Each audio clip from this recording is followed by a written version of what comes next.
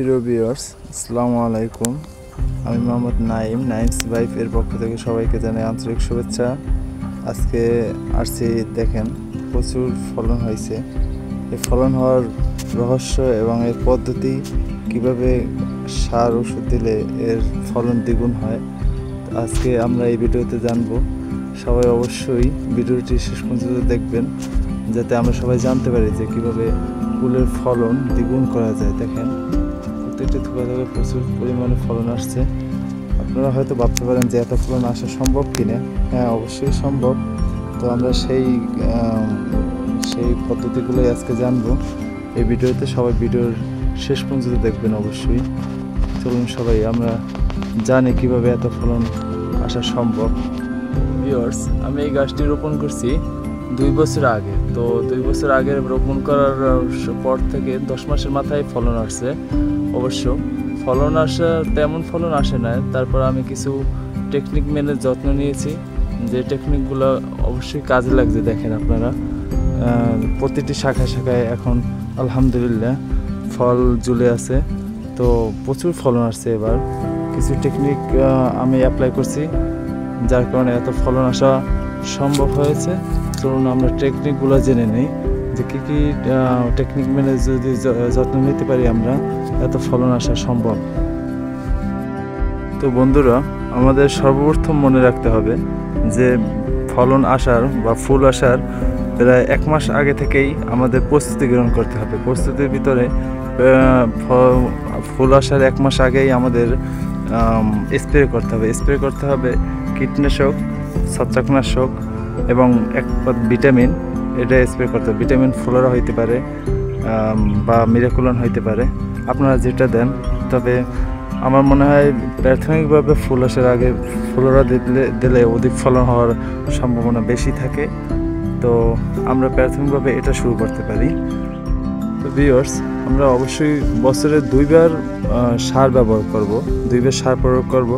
তার মধ্যে ইউরিয়া আছে, পটাশ আছে এবং কিছু জিঙ্ক দিতে হবে, কিছু বোরন দিতে হবে, তাহলে ফলনটা বেশি হবে।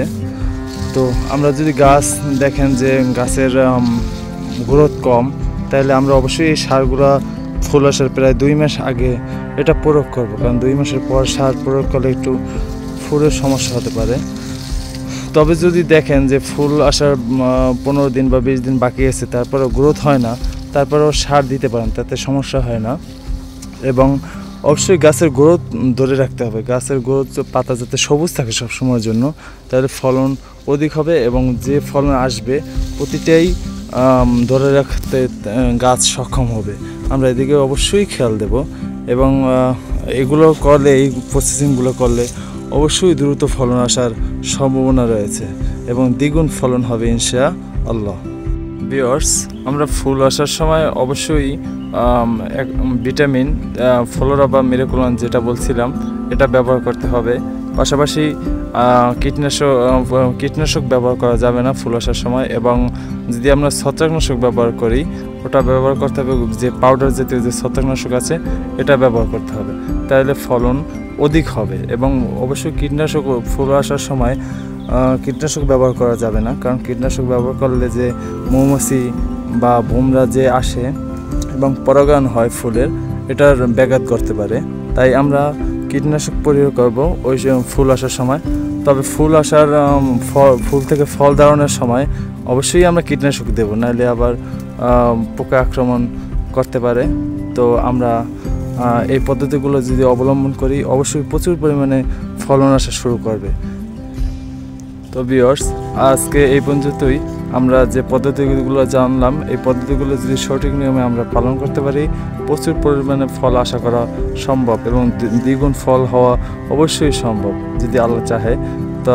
তবে আমরা এর ফল আসার, যদি গুটি আসার পর থেকে যে পরবর্তী যে ধাপগুলো এবং পরবর্তী যে পদ্ধতি, অবশ্যই আমরা পরবর্তী ভিডিও নিয়ে আসবো। তার জন্য সবাই চ্যানেলের সাথেই থাকবেন এবং চ্যানেলটি সাবস্ক্রাইব করবেন পরবর্তী ভিডিওর জন্য। এবং সবাই কমেন্টসে জানাবেন যে কে বড় গাছ রোপণ করছেন এবং কে এর পরিচর্যা সম্পর্কে জানতে চেয়েছেন। অবশ্যই সবাইকে ধন্যবাদ। আসসালামু আলাইকুম, আল্লাহ হাফেজ।